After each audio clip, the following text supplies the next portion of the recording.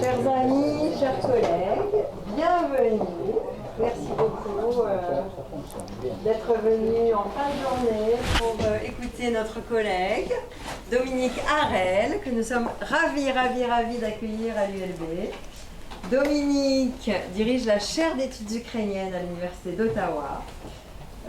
Cela veut dire que sur cette terre, il y a des personnes qui ont compris il y a bien longtemps qu'il fallait absolument qu'il y ait des spécialistes de l'Ukraine, qu'il y ait des études ukrainiennes et qui ont formé déjà plusieurs générations de doctorants, de chercheurs qui sont devenus d'éminents spécialistes et éminentes spécialistes de l'Ukraine. Et Dieu sait combien on en a besoin. Donc Dominique, je te remercie beaucoup. Je vais vraiment parler le moins possible. Je vais simplement mentionner que tu viens de publier avec Jess Driscoll un ouvrage au Cambridge University Press qui s'intitule The Unnamed War Before the Russian Invasion.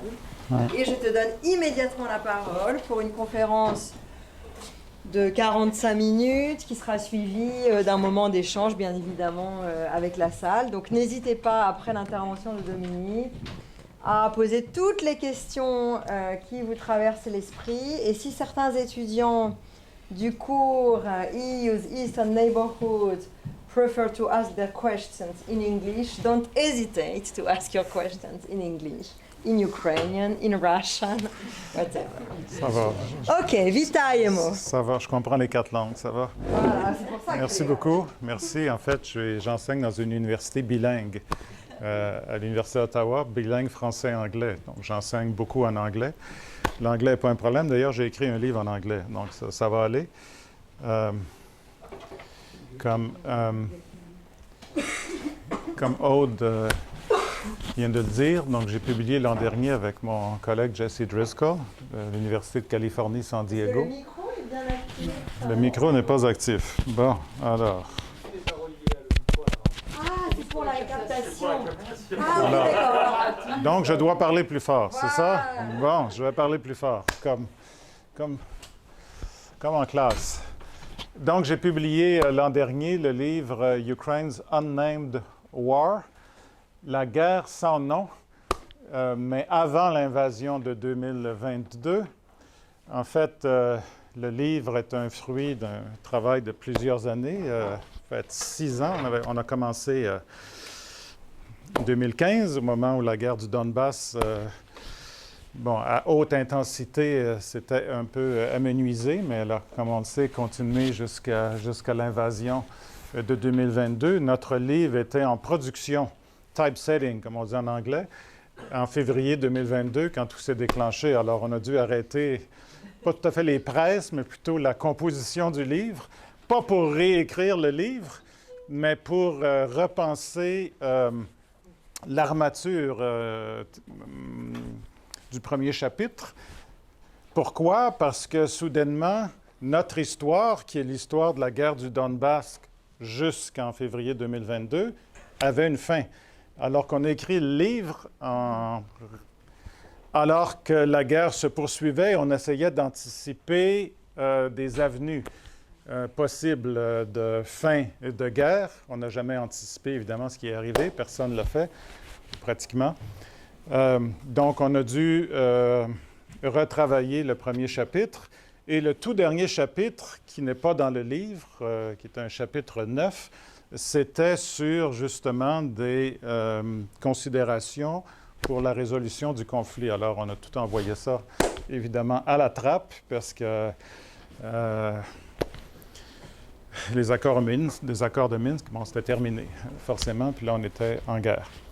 Mais là, je suis ici pour vous parler du livre. À 90 %, je vais avoir quelques petits propos sur la situation courante vers la fin. Donc, la guerre sans nom. Vous savez, lorsqu'on étudie les conflits armés, la dénomination de la guerre, la catégorisation, comment nommer la violence, est un enjeu du conflit lui-même. Un cas classique, la guerre d'Algérie, en temps réel, n'a jamais été appelée la guerre d'Algérie en France. Ça a pris une génération, sinon à utiliser le concept. Mais ce n'est pas l'exception, c'est la règle. L'Ukraine n'a jamais appelé la guerre du Donbass jusqu'en 2022 une guerre. C'était une opération antiterroriste, d'où le Unnamed War, alors que les Russes, c'est un peu l'ironie, je dirais, sinistre là, du conflit, enfin de la guerre, c'est que la Russie se refuse, comme vous le savez, depuis février 22, à appeler la guerre à grande échelle, à très haute intensité, une guerre. C'est supposément une opération militaire spéciale. Alors qu'avant, elle appelait la guerre du Donbass une guerre, mais une guerre qui ne touchait que l'Ukraine, une guerre civile. Donc, d'où le titre du livre, pour justement problématiser la perception officieuse et officielle de la guerre. Vous m'excuserez pour une petite faute ici d'accent qui va être corrigée plus tard dans le diaporama. Désolé. L'ambiguïté et la duplicité. Alors, l'ambiguïté du côté ukrainien qui a présenté dès le départ la guerre du Donbass comme une guerre d'agression, c'est un peu plus compliqué. C'est devenu une guerre d'agression, mais c'est un peu plus compliqué, je vais en parler dans les premiers mois. Et d'appeler finalement la guerre une opération antiterroriste, alors que les terroristes se réfèrent de toute évidence aux soi-disant, entre guillemets, là, séparatistes du Donbass, mais l'agression vient de l'extérieur. Donc, cette ambiguïté entre qui, finalement, est visé par l'opération, enfin, la guerre comme telle, duplicité du côté russe, je vais en parler aussi, pour qui la guerre civile signifie que la Russie n'avait absolument rien à voir avec les événements du Donbass. C'était la position officielle jusqu'au 21 février 2024, qui est évidemment complètement absurde, mais c'était l'approche officielle de la Russie qu'elle n'avait jamais envoyé de soldats jusqu'à l'invasion de 2022, d'où la duplicité. Alors, allons aux origines de la guerre du Donbass avec le Maïdan. Alors, j'indique ici une origine non linéaire. Lorsqu'on parle d'origine, ça ne signifie pas que tout est ensuite prédéterminé, qu'on parle du Donbass, de la Crimée, du Maïdan, de la Crimée, du Donbass. C'est fallacieux, rétrospectivement, de mettre ça bout à bout en se disant, c'était un a ensuite amené à l'autre et tout. C'est un lien qui était le résultat toujours de choix politiques. Ce qui est clair, par ailleurs, c'est que pour la Russie, et on le voit, on l'a vu encore le 24 février dans le discours de Poutine, tout remonte au Maïdan. Donc, dans la propagande ou le narratif officiel russe, tout part du Maïdan, l'illégalité, l'illégitimité, etc. Je vais essayer donc de nuancer. Que retenir très brièvement de l'expérience du Maïdan? Le premier, c'est important tout de même. Évidemment, le Maïdan a été une expérience très violente qui s'est terminée dans un bain de sang, comme on le sait, et qui a mené à l'effondrement donc, du régime de Yanukovych. Mais sur le Maïdan, vous avez la violence policière qui a tout déclenché là, le 30 novembre 2013. Mais ensuite, vous avez de la part d'un petit nombre, mais tout de même d'une masse critique de militants, le choix de riposter par la violence contre les policiers. Un choix qui initialement a été décrié par les partis politiques qui étaient sur Maïdan et les gens qui étaient sur le Maïdan, une espèce de narratif, même si c'était très décentralisé, que c'était de la provocation et tout. Mais ensuite, en janvier 2014, lorsque le régime a tenté finalement de bannir toute manifestation en passant des lois qui ont été appelées les lois de la dictature, il y a eu aussi ce choix de la part d'une masse critique de militants d'utiliser la violence contre les policiers. Autrement dit, de riposter. Vous nous attaquez, on riposte. C'est l'autodéfense. Et à partir de janvier 2014, le narratif de non, la violence, c'est une provocation qui va discréditer le Maïdan est passé à la violence est un moyen légitime d'autodéfense. Sama Barone. ce choix-là est très important, évidemment, pour la suite des choses du Maïdan. Et du point de vue russe officiel, c'est le tournant pour reprendre le vieux discours de la Deuxième Guerre mondiale, que le choix de la violence, bien, c'est par des fascistes, par des gens qui s'en prennent à la population, alors que la réalité, toute la violence du Maïdan a été du côté des manifestants dirigés contre les représentants des forces de l'ordre, officiels ou officieux, lorsqu'on parle des Titouchki, mais surtout officiels, pas contre les civils. Donc, le choix de la riposte violente. Deuxième point à retenir, le Maïdan, ce n'était pas un putsch, qui est encore une fois un mot-clé là, dans la propagande russe. Ce n'était pas un putsch.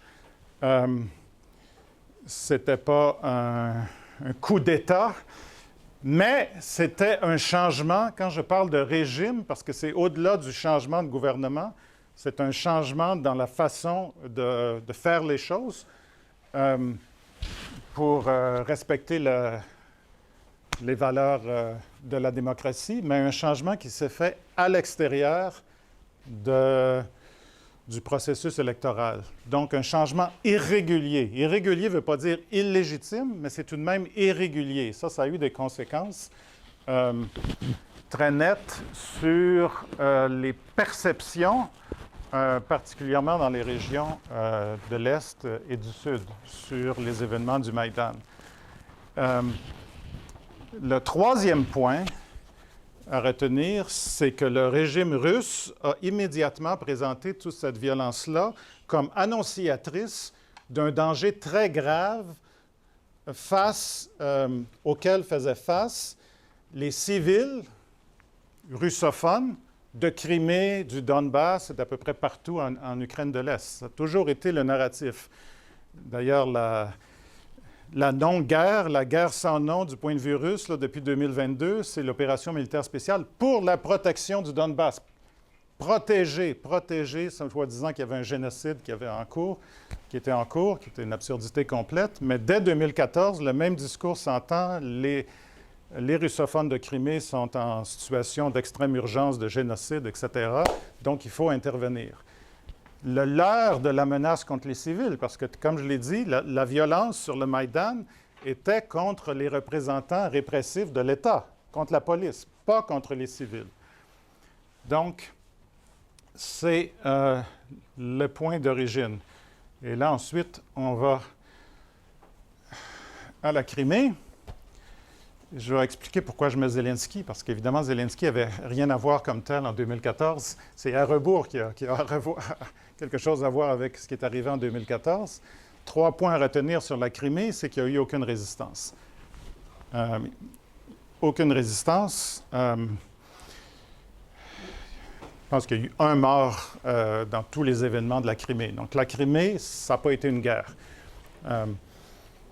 Absence de résistance, pourquoi? En partie parce que l'armée était trop faible. En fait, il y a des sources très dramatiques du Conseil de sécurité de l'Ukraine qui s'est réuni le lendemain de l'invasion russe. Mais quand je dis invasion, c'est qu'ils ont envoyé 68 soldats, des forces spéciales pour essentiellement prendre le Parlement puis le quartier gouvernemental. 68, ça suffit pour neutraliser la Crimée. Le sentiment, donc, dramatique que finalement, le nouveau gouvernement à Kiev se sentait pas capable même de compter sur ses propres policiers pour essayer de contrer l'incursion qui est devenue une invasion russe. Mais aussi un discours, il y a des choses qui ne changent pas, un discours américain en particulier qui disait « provoquez pas Poutine ». Il faut trouver un compromis. Mais le compromis, ça a été de perdre complètement la Crimée. Donc, absence de résistance, qui ne veut pas nécessairement dire que l'Ukraine ne pourra pas reprendre la Crimée. Parce que là, la résistance, 8 ans plus tard, 9, 10 ans, 2024, là, on est passé à un autre niveau. Le deuxième point, ça, c'est le lien avec Zelensky. On en a parlé beaucoup, on avait une soutenance de thèse aujourd'hui.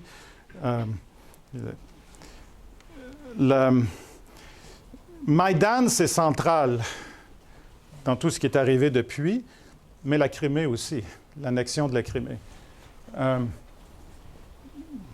En fait, la violence sur Maïdan, donc des deux côtés, le choix de la riposte, ça a un peu divisé les Ukrainiens, mais pas d'une façon polarisante. Vous aviez une majorité dans les sondages qui étaient effectués à ce moment-là qui appuyaient le Maïdan, même après la violence perpétrée par les manifestants et ensuite, c'est-à-dire d'accepter le narratif que c'est une violence d'autodéfense, une violence donc légitime. Mais il y avait une bonne partie des Ukrainiens, particulièrement au sud et à l'est, qui étaient divisés et ambivalents sur cette question-là. Donc le Maïdan n'a pas comme tel rallié toute la nation en temps réel, mais l'invasion de la Crimée, ça a été perçu comme un choc qui a ensuite rallié une bonne partie, en particulier des russophones, pour qui le Maïdan restait ambivalent, mais là, la présence russe militaire en Crimée, c'était un choc. Et ça a été le cas de Zelensky, qui, à ce moment-là, était un acteur très, très connu, mais qui travaillait à Moscou, qui n'avait rien à cirer de Maïdan, ça ne le concernait pas, jusqu'au moment, c'est ce qu'il déclare dans... il y a une biographie qui a été publiée il y a quelques mois par un journaliste américain qui l'a interviewé très longtemps, depuis quelques années, Simon Schuster. La biographie a plusieurs noms, là, je ne me souviens plus du nom en français. C'est The Showman en anglais, en tout cas. C'est un excellent livre. Et Zelensky explique, vous allez peut-être me dire, c'est à rebours peut-être, etc., mais il y a une certaine véracité, même authenticité dans son propos.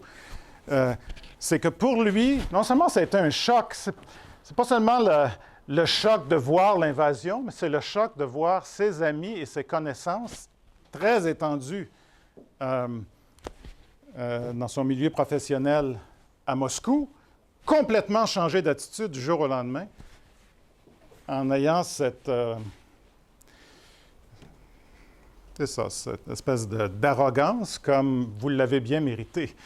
Donc, on vous a donné une leçon. Alors, ça a précipité son départ lui-même, individuellement, là, son départ professionnel. Là, il est revenu en Ukraine.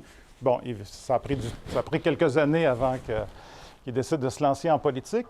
Mais pour moi, évidemment, c'est un témoignage assez marquant venant de Zelensky, mais ça symbolise assez bien l'état d'esprit de beaucoup d'Ukrainiens aussi, en temps réel, qu'on pouvait voir, que la Crimée était vraiment une déchirure. Et ce qu'on a appris, ça, c'est pas dans le livre, parce qu'on ne pouvait pas l'anticiper, c'est que la Crimée, depuis 2022, est devenue l'affaire de lance pour attaquer l'Ukraine. Bon, les attaques viennent du nord, viennent de l'est, mais le sud en particulier, ça a été aussi le talon d'Achille. Là. Ils ont pris Kherson, Zaporizhia, puis éventuellement Mariupol.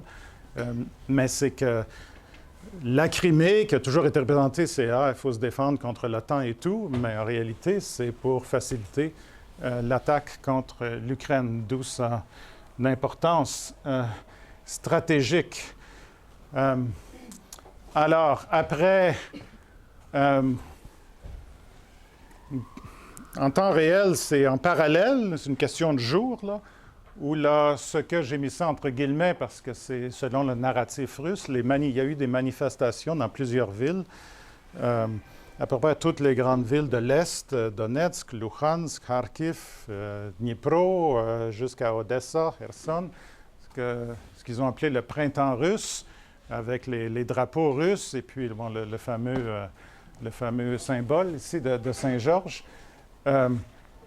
Ou, ce qu'on essaie de démontrer dans le livre, c'est que la perception des dirigeants russes était que l'Ukraine allait s'effondrer elle-même.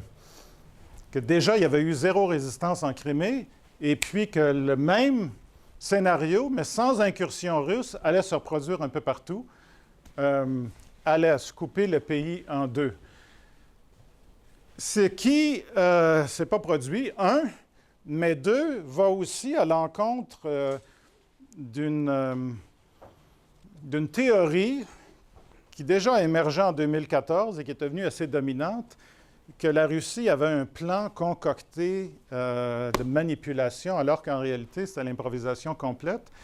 Puisque s'il y a une tendance assez nette, je pense qu'on l'a vu de façon assez spectaculaire en 2022, c'est que le pouvoir russe ne connaît pas l'Ukraine. Très peu de connaissances, en fait, ou très peu de capacités cognitives pour essayer de comprendre l'Ukraine. Donc, au lieu d'un plan tout à fait organisé, ça a été l'improvisation. L'attente du point de vue russe, c'était que Kharkiv et Odessa allaient tomber. Mais le Donbass, c'était comme moins prévu. C'est assez ironique pour savoir ce qui est arrivé, alors que c'est l'inverse. Oui. Désolé, ceci, on est placé en 2014. 2014, oui. Toujours en 2014. Toujours, oui, 2014. Donc, ils ont cru qu'Odessa et Kharkiv Allaient être les fers de lance pour faire tomber finalement l'Est de l'Ukraine. sans envahir. Sans envahir, absolument. Alors, le scénario, c'était qu'il allait y avoir des manifestations pro-russes pour forcer les élites locales, ensuite passer des résolutions, le type de résolution qui était passé en Crimée, sauf qu'en Crimée, l'armée russe était au Parlement avec les fusils et tout, alors qu'ils l'ont fait par la coercition, pour ensuite demander l'aide russe. C'est un vieux modèle soviétique. Mais ce qui est arrivé en réalité, même dans le Donbass, c'est que les élites n'ont pas basculé du côté russe. À moitié du côté de Luhansk, mais eux aussi avaient le fusil sur la tempe là, ce jour-là.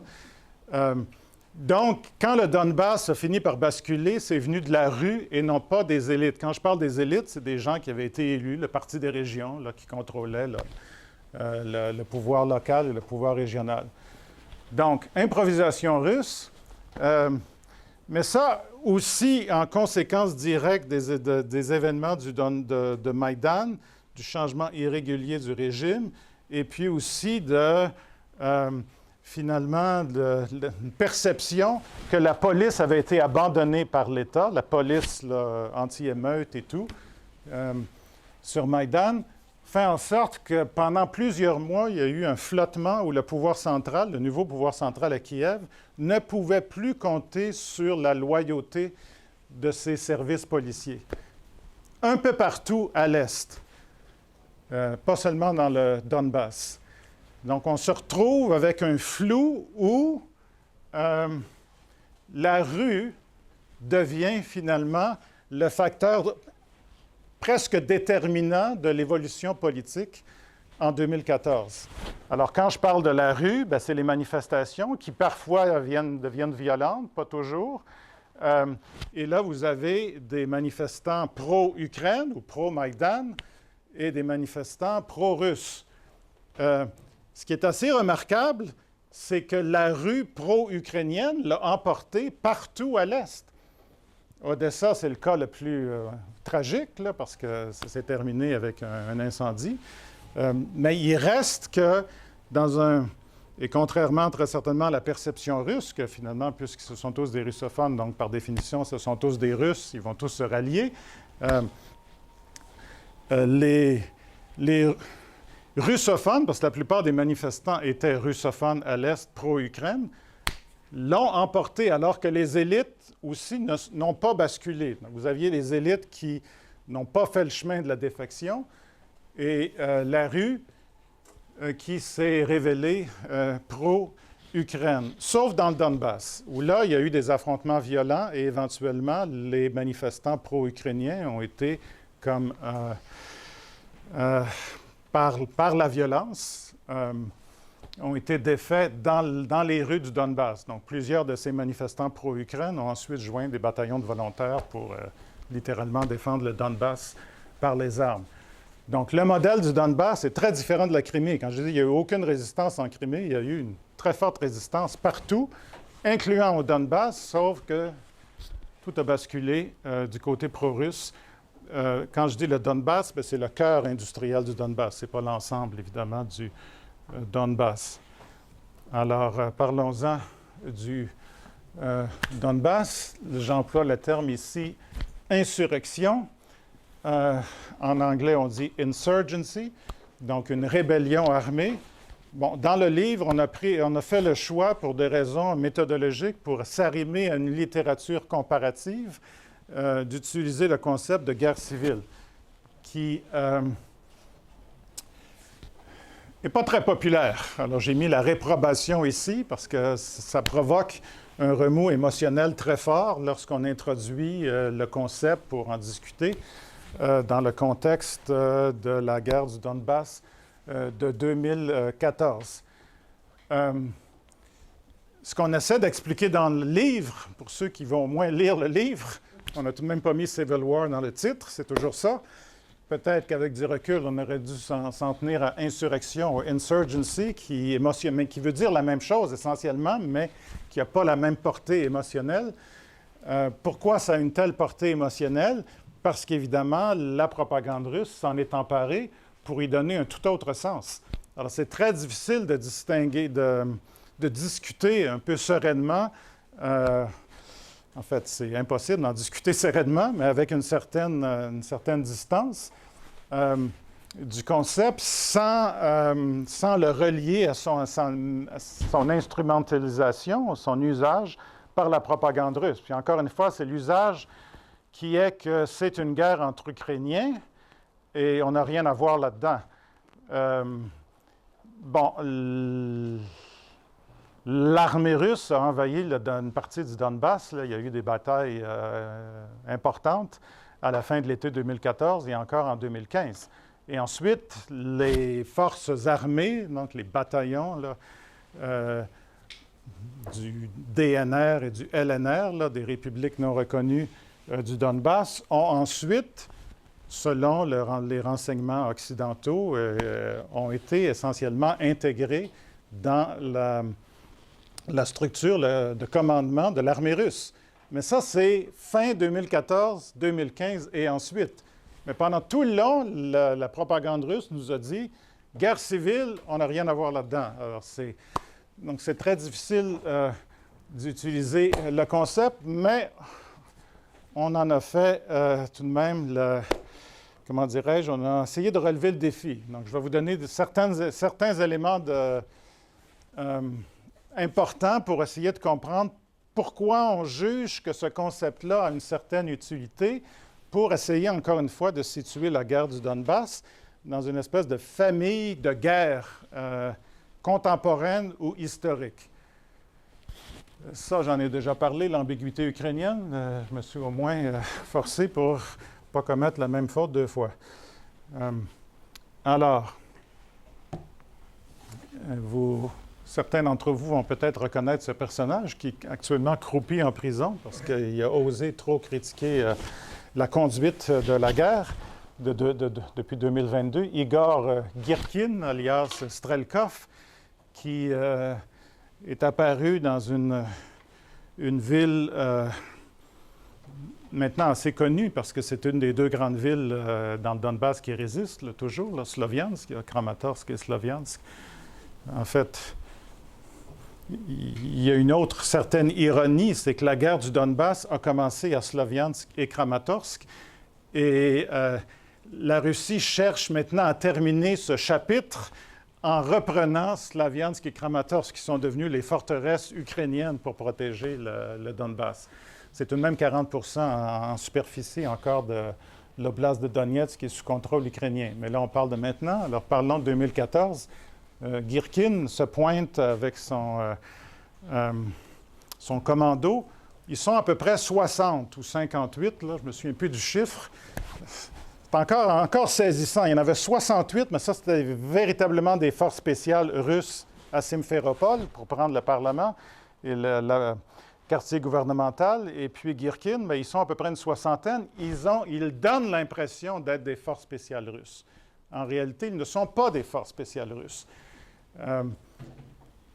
Sauf que lui est russe. La plupart, en fait, ne sont même pas russes de Russie. Les 2/3 du commando de Girkin, d'un point de vue légal, sont des Ukrainiens. Mais 1/3 de Crimée et 1/3 d'un peu partout en Ukraine.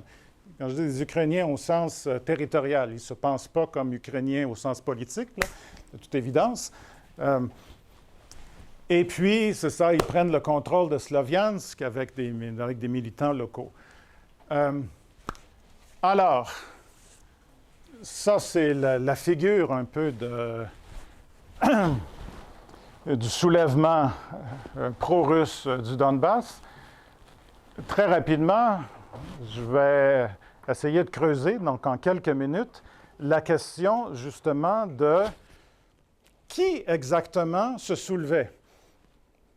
Qui étaient les gens qui avaient les armes et qui ensuite ont eu accès à des armes là, très puissantes et ont formé des bataillons pour combattre les forces ukrainiennes. L'armée ukrainienne était dans un état piteux, donc il y avait aussi beaucoup de volontaires, on en a parlé aujourd'hui plusieurs fois, des bataillons de volontaires ukrainiens. Alors vous aviez donc des forces armées pro-Ukraine, c'est-à-dire ukrainiennes, et des forces armées contre l'Ukraine. Mais qui étaient les gens de l'autre côté? Ça, c'est la question de fond, à savoir, là, on est plusieurs mois avant que l'armée russe envoie des divisions régulières, des unités régulières, peut-être pas des divisions, mais des unités. Il a envoyé 2000 soldats là, à la fin août 2014 pour la première fois pour mettre une première pause à la guerre. Il y a eu un massacre dans une bataille, celle de Ilovaisk. Alors, qui ils étaient? 3 points, parce que le débat évolue de façon assez intéressante là, depuis cette année. Vous avez d'abord une première étape, tout de suite après la fin du Maïdan, les premières manifestations, et les manifestants pro-russes copient un peu ce que les manifestants du Maïdan ont fait, c'est-à-dire non seulement de manifester, mais de s'emparer de bâtiments gouvernementaux. Et là, ce n'était pas seulement à Kiev, mais c'était à la grandeur de l'Ukraine, surtout au centre et à l'ouest, où les bâtiments officiels des gouverneurs des régions, de l'administration ukrainienne, étaient saisis par des manifestants. Qui étaient ces gens-là dans la rue et qui ont saisi les bâtiments? Ça s'est fait début mars, quelques reprises, puis ensuite début avril. Une semaine avant que ce type-là se pointe avec son commando. Ce qu'on entend souvent, c'est qu'en fait, ces gens-là, la plupart, c'était des Russes qui venaient de Russie par autobus ou etc. On a la preuve maintenant assez nette. Il y a un livre qui vient d'être publié, qui a été publié l'an dernier, quelques mois après le nôtre, par un chercheur allemand, il y a Jakob Heuter.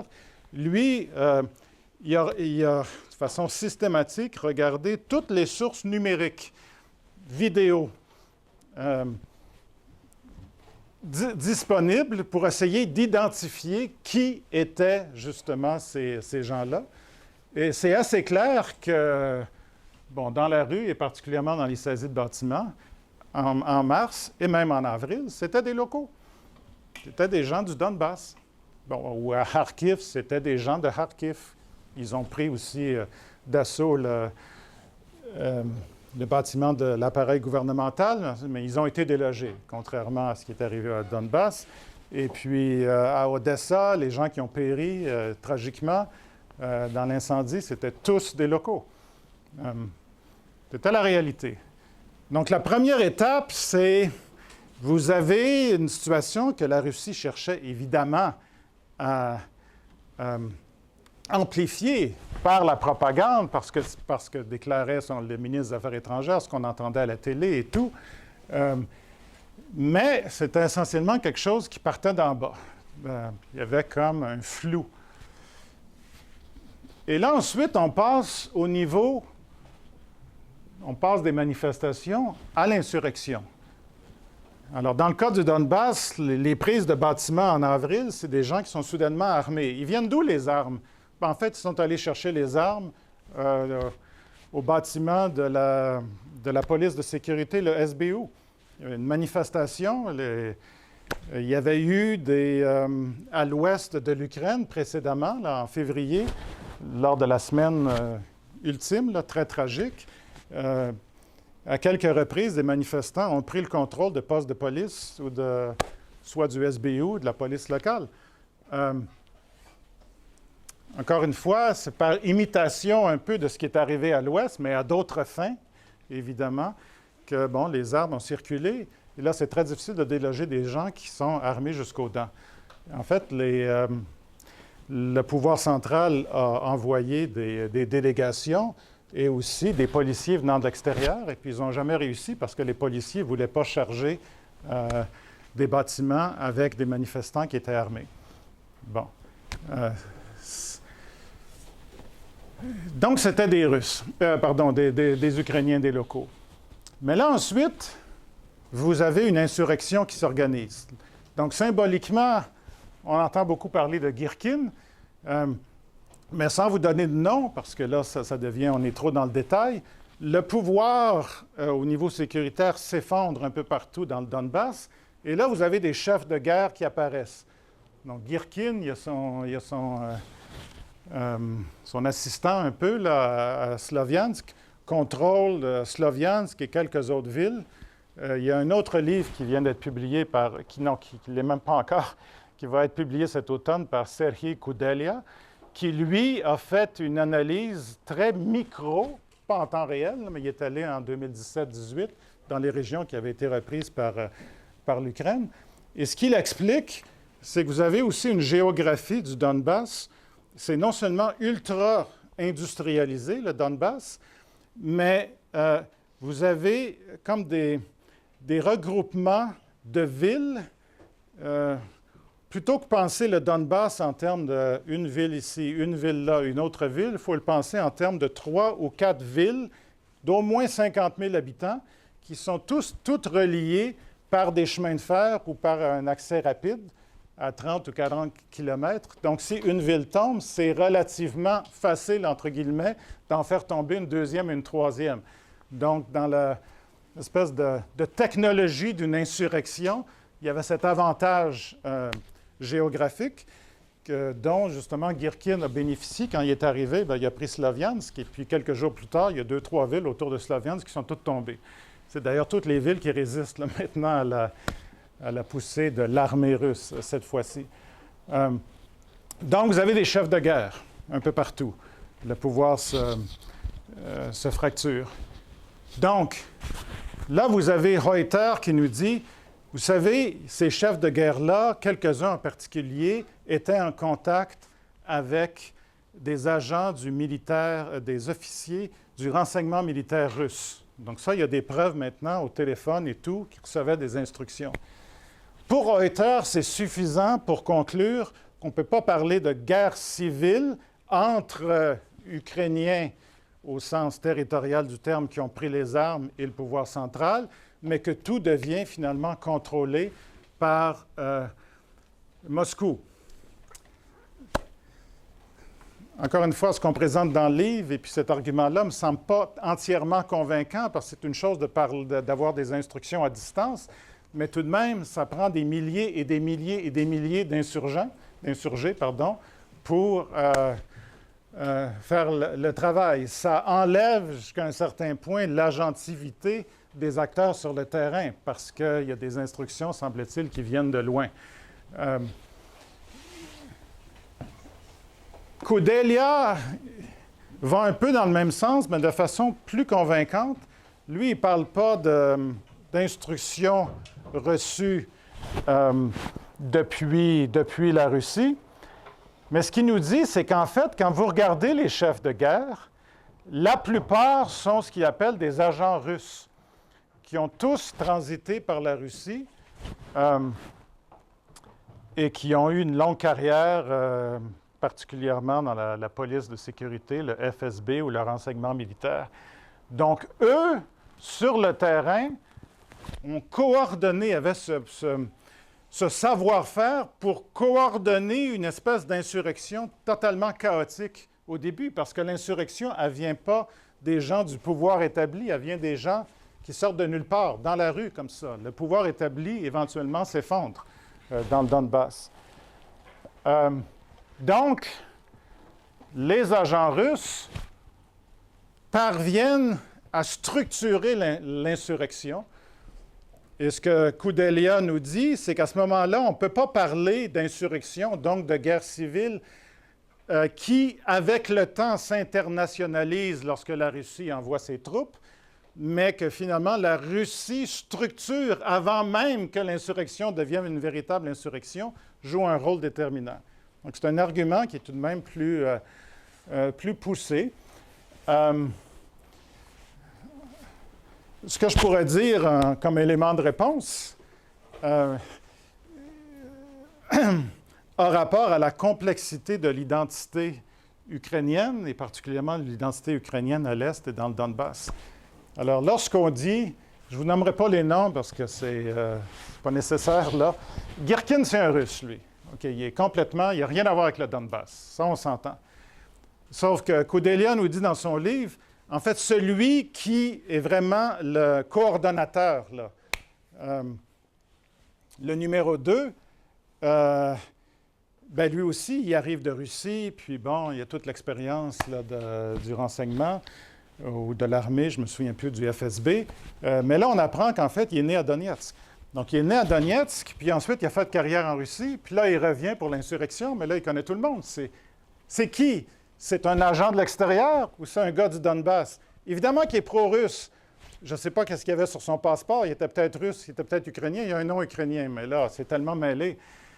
Et là, vous avez un autre gars. Alors, lui, il est né en Crimée, il y a longtemps. Il a fait une longue carrière. Il s'appelle Belzer, c'est un peu plus connu, lui. Igor Belzer, qui contrôlait une partie de Donetsk. Il a joué un rôle majeur dans l'insurrection. Longue carrière, prend sa retraite en Russie. Et là, il fait quoi? Il va s'installer dans une ville minière satellite de Donetsk. Pendant 12 ans, il est responsable de la sécurité d'une grande entreprise. Et puis, en 2014, il devient chef de guerre. Alors, il est qui? C'est un Ukrainien ou c'est un Russe? Non, c'est un Russe. Vous voyez, il a travaillé à tous ses contacts, là, etc. Évidemment, mais ça fait 12 ans qu'il est... Ça fait 12 ans qu'il est dans le Donbass. Alors, lorsqu'il a commencé à coordonner son insurrection, bien, il s'occupait de la sécurité dans sa ville. Et là, on apprend par d'autres sources qu'à peu près une grande partie de la cohorte potentiellement combattante de cette ville-là s'est joint au DNR. Encore une fois, il y en a un autre, c'est un Cosaque de Luhansk, qui ensuite a fait carrière en Russie, mais qui revient, mais qui, pour lui, la Cosaquerie, Luhansk, la Russie, l'Ukraine, tout ça, c'est identique. Mais est-ce que c'est un agent de l'étranger ou c'est un gars qui, toute sa vie, a cru finalement au discours que l'Ukraine, la Russie, c'est un seul État, un seul bloc et tout.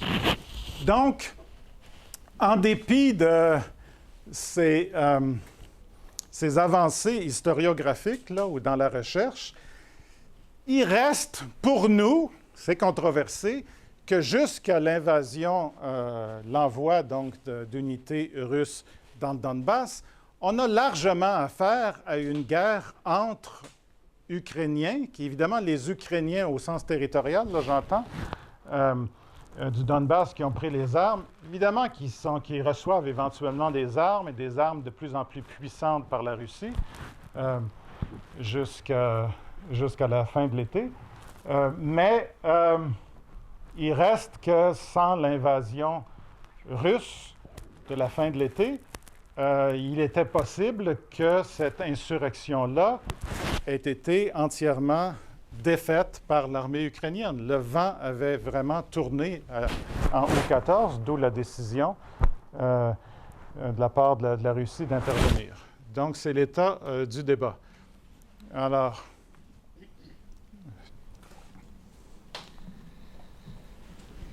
je vais accélérer. Les accords de Minsk. Donc, vous reconnaissez Angela Merkel. Les accords de Minsk ont été négociés essentiellement par la France et l'Allemagne, mais le président français était en retrait. Donc, c'était vraiment le projet d'Angela Merkel. 3 points à retenir, c'est assez important pour essayer de comprendre la situation actuelle. C'est qu'en 2014, l'armée ukrainienne s'est révélée incapable de combattre l'armée russe. Je viens juste de vous dire que le vent avait tourné et l'armée ukrainienne était sur le point potentiellement de reprendre tout le territoire perdu. Mais encore une fois, qui étaient les combattants de l'autre côté jusqu'à l'intervention russe? Bon, il y avait des volontaires russes, etc., mais 70, peut-être 80 des combattants étaient de locaux. Pas très bien organisés et sans trop d'expérience militaire, comme c'était le cas aussi de l'autre côté. Donc, l'armée ukrainienne, lorsque l'armée russe s'est finalement pointée à 2 reprises, août 2014, février 2015, incapable de combattre parce qu'il y a eu 2 massacres. Donc, ça a mené à Minsk 1, puis ensuite Minsk 2. Donc, ce qu'il faut retenir, c'est une situation totalement asymétrique. Pas asymétrique sur papier, asymétrique dans les faits. Asymétrique dans les faits. Donc, diplomatiquement, la perception occidentale, consensuelle, pas seulement véhiculée par l'Allemagne, c'était que l'Ukraine ne pouvait pas militairement défaire la Russie.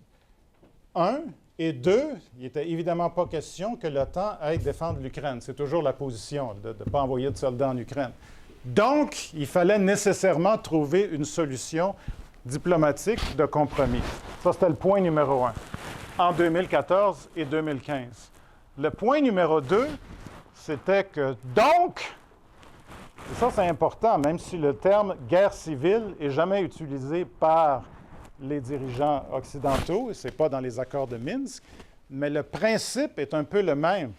Si vous avez un conflit entre des gens qui faisaient partie de la même communauté politique, du même pays, la façon diplomatique de régler le conflit, bien, c'est de chercher une source, une origine politique au problème.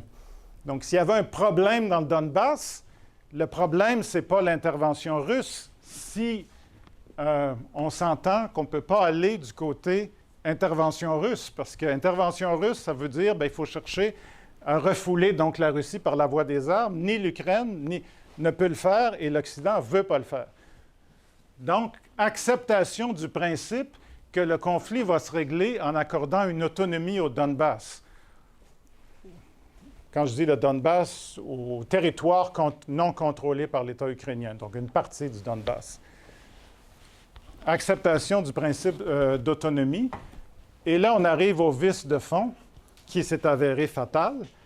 C'est pour permettre cette voie diplomatique, il y a une espèce de leurre ici, de prétendre officiellement que la Russie n'est pas directement impliquée dans le conflit, que la Russie, dans le cadre des accords de Minsk, peut agir en médiateur. Ce qui est évidemment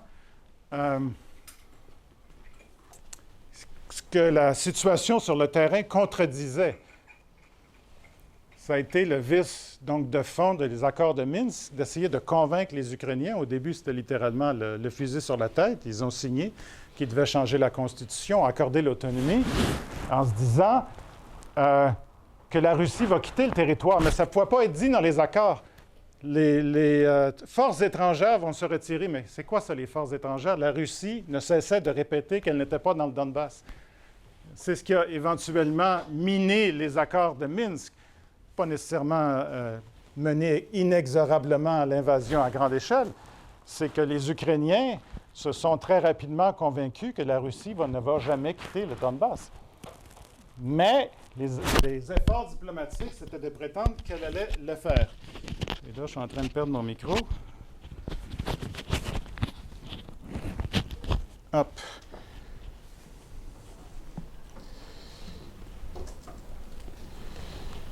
Et là, vous avez donc l'invasion de 22. C'est mon avant-dernière diapo.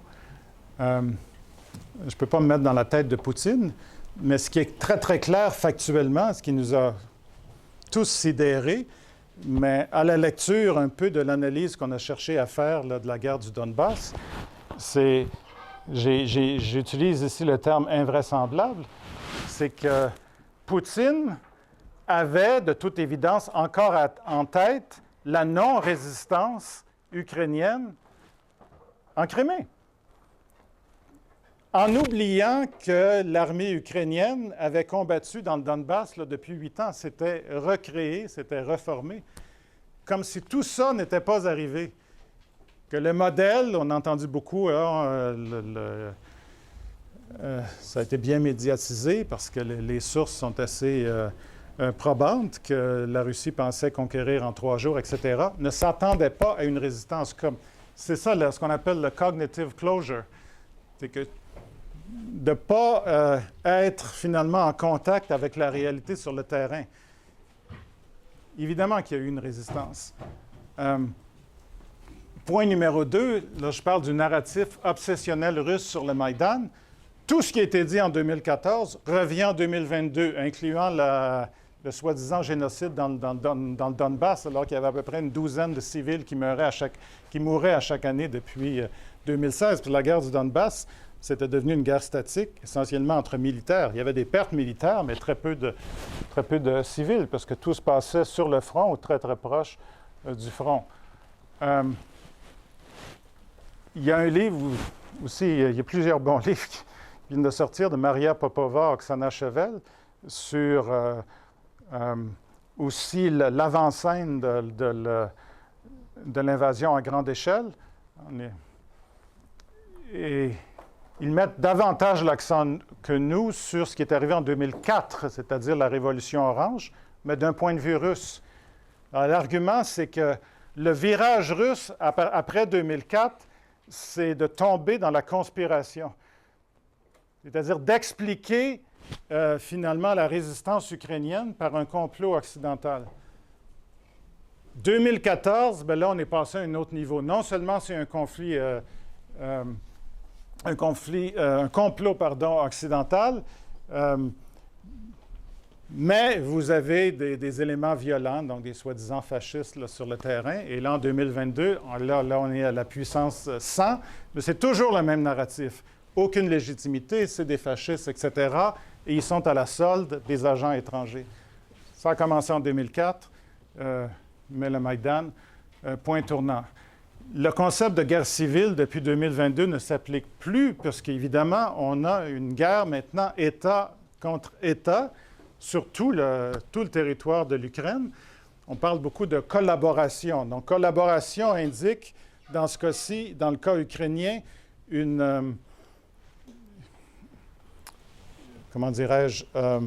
des comportements individuels non organisés en faveur du régime d'occupation et tout. Ceci dit, une partie cachée de cette guerre immense, c'est que jusqu'à tout récemment, mais c'est toujours le cas, le seul territoire ou les seuls territoires en Ukraine et en Russie où il y a eu une mobilisation totale, c'est dans le Donbass pro-russe, c'est-à-dire le DNR et le LNR, dès 2022. Proportionnellement, le nombre de combattants qui combattaient maintenant, évidemment sous l'égide de l'armée russe, était considérable. Mais ça, c'est une mobilisation par la force. En 2014, dans le flou de 2014, c'est une espèce d'élan populaire qui est un peu en miroir de ce qui se passe de l'autre côté. Vous avez des gens qui se rejoignent des bataillons là, de volontaires, ce qui n'est pas le cas en 2022. Donc, le concept ici ne pourrait pas s'appliquer, même s'il y a tout de même une réalité là, qui devient encore... il y a maintenant des rapports de presse que peut-être qu'il va y avoir une mobilisation forcée maintenant d'Ukrainiens à Kherson ou à Zaporizhia, dans les territoires plus fraîchement occupés depuis 2022. Évidemment, ça n'a rien à voir avec une guerre civile. Et ma dernière slide, si vous me permettez, de la guerre sans nom à la guerre sans fin. 3 petites considérations et ensuite je pourrais entendre vos questions, si vous en avez. Vous vous demandez pourquoi j'ai mis le président de la Turquie, là, Erdogan. C'est qu'il y a une campagne de désinformation qui fait des petits, comme c'est souvent le cas, qui cherchent à prétendre que lors des premières semaines, le premier mois suivant l'invasion à grande échelle, donc en mars 2022, il y a eu des négociations, évidemment, éventuellement à Istanbul, donc sous la médiation de la Turquie, de Erdogan. Et là, la désinformation, c'est qu'il y avait un accord et les Ukrainiens ont refusé de signer l'accord. Sous pression, encore une fois, puisque ce sont des agents de l'étranger, donc en réalité, ils ont suivi les ordres de Boris Johnson ou de Joe Biden, etc. C'est de la foutaise. Pourquoi? Parce que la position claire de l'Ukraine depuis le début de l'invasion, et c'est toujours le cas maintenant, on est rendu où là? En novembre? Là? Octobre, non. Octobre 2024, c'est ça. Ce sont les mots-clés, la garantie de sécurité. Qu'est-ce que ça veut dire, des garanties de sécurité? Évidemment, toute l'armature de Minsk est désuète maintenant, parce que la prémisse initiale de Minsk, c'est que l'armée ukrainienne ne peut pas faire face à l'armée russe. C'est terminé depuis février-mars 2022.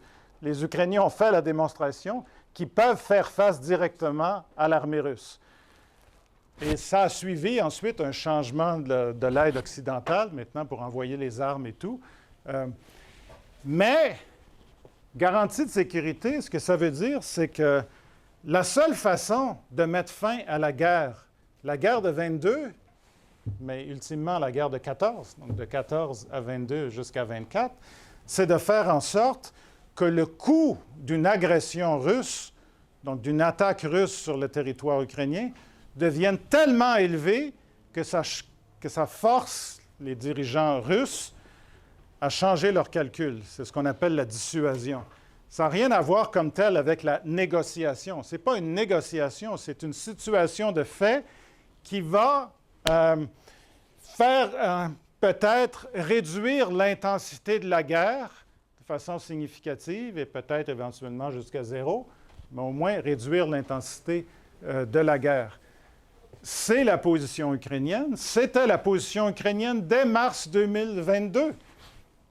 Alors, les Russes, si vous entendez encore l'argument, parce que ça circule beaucoup, c'est l'argument officiel de la Russie, que les Ukrainiens ont refusé de signer l'accord. Ils auraient pu signer l'accord et sauver des centaines de milliers de vies, etc., blablabla. Sauf que les garanties de sécurité en 2022 devaient être accordées par un certain nombre de pays. Les États-Unis, la France, l'Allemagne. Il y avait une longue liste. Je sais que le Canada était là à un certain moment. Je ne sais pas s'ils ont fait le final cut à la fin. Il y avait plusieurs pays, dont la Russie. Donc, la Russie faisait partie des pays accordant la garantie de sécurité. La Russie, ultimement, a ajouté une clause que ça doit prendre un consensus.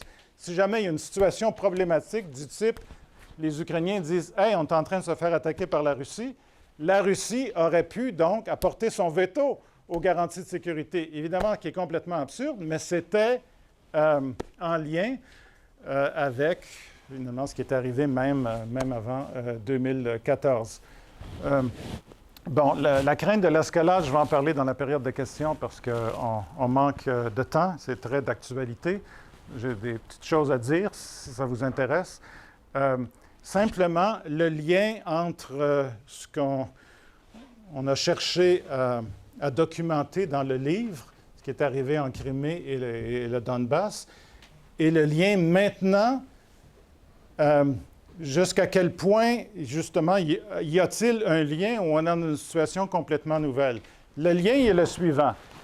Ça n'arrivera pas demain matin, mais ce n'est pas impossible. Peut-être improbable dans le cas du Donbass. La Crimée, je suis de moins en moins convaincu que c'est improbable que l'Ukraine soit capable de reprendre des territoires. Peut-être la Crimée, peut-être une partie du Donbass, ou peut-être que le Donbass, ça va rester, sous contrôle russe pour un certain temps. La question, c'est si l'Ukraine reprend les territoires, les populations locales ne seront pas les mêmes que les populations de 2022. Que les populations dont les territoires ont été envahis, comme à Mariupol, comme à Kherson, Zaporizhia, une partie de Kharkiv, province de Kharkiv et tout. Et là, une espèce de dynamique complexe de 2014 pourrait revenir sur le tapis, disons.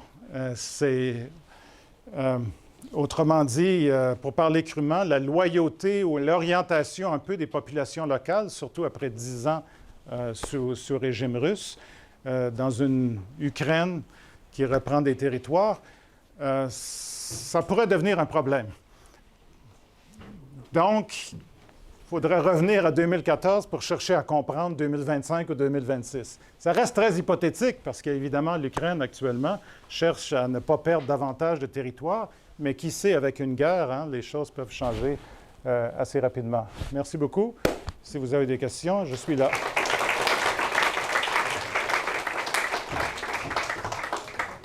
Merci beaucoup, Dominique. Tu nous as élevés en rentrant vraiment par l'analyse, donc ce qui présupposait aussi une connaissance de la part du public des fondamentaux en termes de chronologie, d'enchaînement des faits, y compris l'état des lieux aujourd'hui. Alors il y aura peut-être chez certains étudiants des questions aussi peut-être purement factuelles ou visant à avoir des compléments d'information, mais en tout cas cette entrée comme ça vraiment je trouve extrêmement stimulante, à la fois sur les 3 grands arguments du livre, voilà, sur les causes, les conséquences, la question des agents locaux, des acteurs, et puis tout ce que tu viens aussi là, de développer sur comment est-ce qu'un récit parfois est venu surplomber une réalité qu'il faut absolument pouvoir explorer dans sa finesse, sans aucun tabou.